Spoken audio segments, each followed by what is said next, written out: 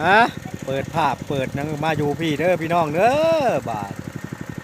มาอยู่หนองพี่ได้พี่น้องเอ้ยมื้อนี้ก็งามยามดีเดือนสามแล้วก็ออกใหม่4ค่ำก่อนอื่นก็กราบทักทายสบายดีพ่อแม่พี่น้อง FC เบิดสุขูสุขคนทั้งภายในและก็ต่างประเทศยินดีก็สู่ช่องมาพร Channel เด้อพี่น้องเด้อวันนี้ก็มาลูดปลาพี่น้องปลาอยู่นาพี่แหละอยู่โคกพี่น้องเอ้ยมาลุ้นมาชมนำกันเด้อว่าสิได้หรือบ่ได้ก็ไปเบิ่งนำกันเด้อพี่น้องเด้อติดตามชมมาเด้อฝากกดไลค์กดแชร์กดติดตามให้แน่พี่น้องผู้ใดเป็น FC กับผู้ใดกดไลค์กดแชร์ก็ขอมขอบใจเด้อผู้ใดว่าคนติดตามก็ขอบใจกันแล้วก็ขอบคุณซีทางลาวทางไทยเบิดทุกคนเลยก็พี่น้องเอ้ยชมกันมื้อนี้ว่าสิมานบ่หรือบ่ตาก็เห็นในวิธีพี่น้องไอ้มันแดดทางกับตะเวนแต่ว่ามีลมฮิวมื้อนี้บรรยากาศแบบสดใสมื้อนี้ครับงามเอาไปลุ้นไปชมกันพี่น้องชื่อใช้ฉากใหม่แล้วก็ซื้อซิมใช้ให้มัน10,000เติมบัตรอีก50เอาแต่ชำ600,000นะไหลใช่ไหมมีตัวหนึ่งกับ450,000อันนั้นมันหันนะแต่ว่าขอยันมันบุดีเอาตัวแพงๆไว้ก่อนยันแบบแบบเขาว่าตัวมันราคาถูกมันบดจะน้อยเดี๋ยวเจี๊ยบไปเปลี่ยนให้ไรเงินจ่ายบาทเดียวแล้วเลยหนึ่งมามันตกหลุดมือหน่อยหนึ่งก็จะแตกบลูดกับหนึ่งมาจับแห้งก็จะแตกกันนะเขาว่าตัวมันราคาถูกซิมมันเหรบอหน้าจอมันทางในหันหน้าจอในหน้าจอเนื้ออ่อนหนึ่งเลยเด้อขันห้องบนติดพิมพ์แห้งกระเต็กเรื่องโทรศัพท์ผมคอยนี่2 ชั้นผมคอยจะไปเปลี่ยนนี่เปลี่ยนพิมพ์ชั้นสุดท้ายแล้วเหรอจ๊ะอย่าใจฮ้อนเจ้าประจักษ์บอกของใหม่ใจเย็นของใหม่ของคอยมันมี2 พิมพ์บ่คอยพิมพ์ตัวท้ายได้นี่แกะเดี๋ยวก็เบิ้ลเลยแล้วนี่เหลือแต่หน้าจอแล้วบัดคอยจีบติดไหม25,000ที่พิมพ์มันสื่อเกลือ30,000ทางเสือพิมพ์กันเสือกถูกไหมคะพิมพ์กันเสือกแพงค่ะแม่นตัวน่ะมันแพงตัวน่ะแพง100,000 บาทพุ่นแบบเทปมาได้ก็บ่ได้แตกเลยนะ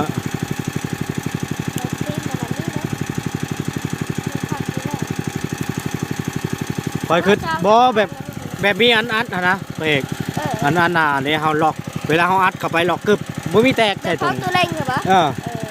แบบนั้น100,000 บาทผู้ใดเด้อเขาถามมาบ่ได้ถูกได้อันใดหากเราซื้อมาแต่ไทยน่ะเรามาแต่ไทยบ่ได้แพงคักกันนะหั่นบ่มีหน้ามันก็บ่มีเปื้อนอีกเพราะมันมีอันห้องมันนุ่มเด้ตกก็บ่จะแตกโอ้ยเชิญข้างหลังมันก็มีเสือมันมีเสือพวกหนานึง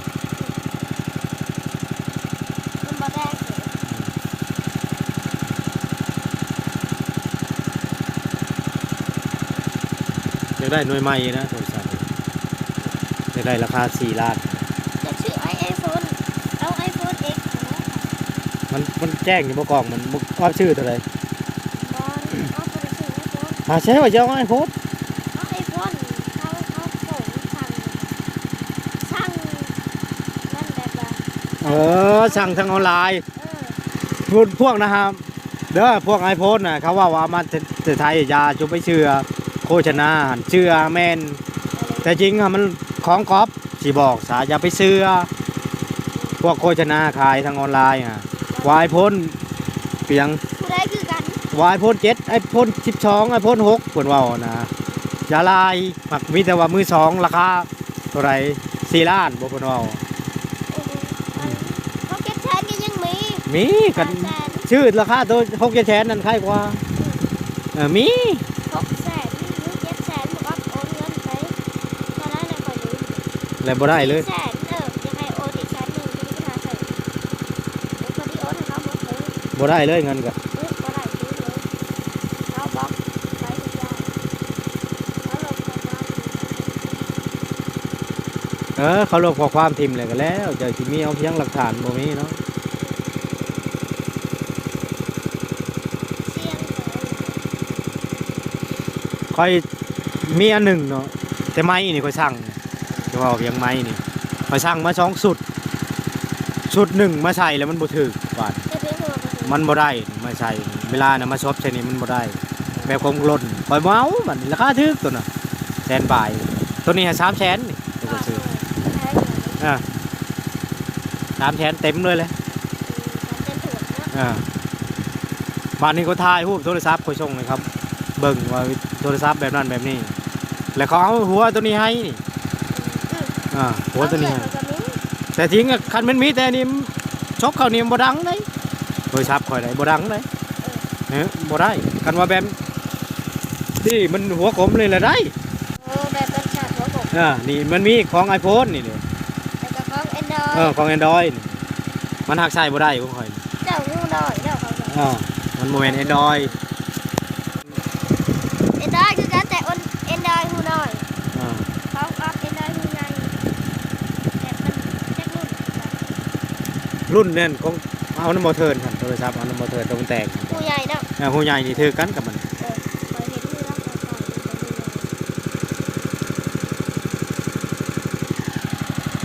ต้องมาซับแล้วก็อีพอหลีต้องเคยปียังบ่ตาย ตัวชื่อน้ำบ่เทิร์นน่ะ บ่เดี๋ยวเราก็ลีต้องผ่านเขาเรียกขึ้นชื่อ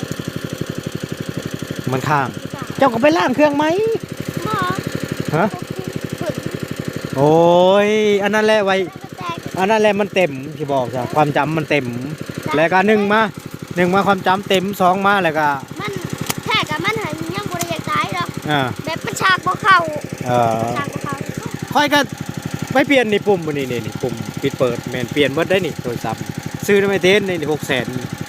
4 ปี 5 ปีแหละ โอ้ยเขาอีหวังด้วยนะคันมันชื่อแจ็คมันชื่อได้ดอกไว้ที่แหละตั้งแต่มันเรียนม.6 ม.7 ชื่อตั้งแต่คอยไปเห็นหน้าดูแลว่าสิชื่อให้เพิ่นนั่นแหละมาบัดนี้บ่ติว่าหน้าเนี่ยหน้ามันก็อยากแตกนะทีมมันทางนอกนี่มันอยากแตกมันก็ลายนี่แหละเนาะมาว่าตินะ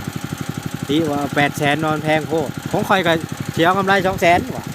บ่800,000ก็บ่700,000ก็สิขาย100,000นึงก็สิเอาว่ะ เจ้าอย่าขายต่อ บ่คงชื่อให้เพิ่นน่ะแต่เอาเงินข่อยช่วงนั้นข่อย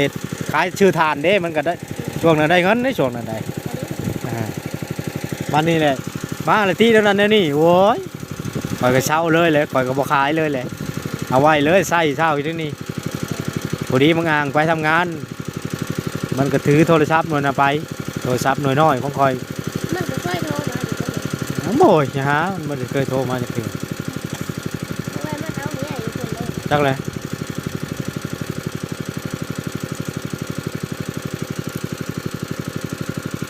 ฉะนั้นก็ติดต่อเขากันแค่ หากเห็นอยู่มันก็เม่นอยู่สมมุติเฮาลงเพียงมันก็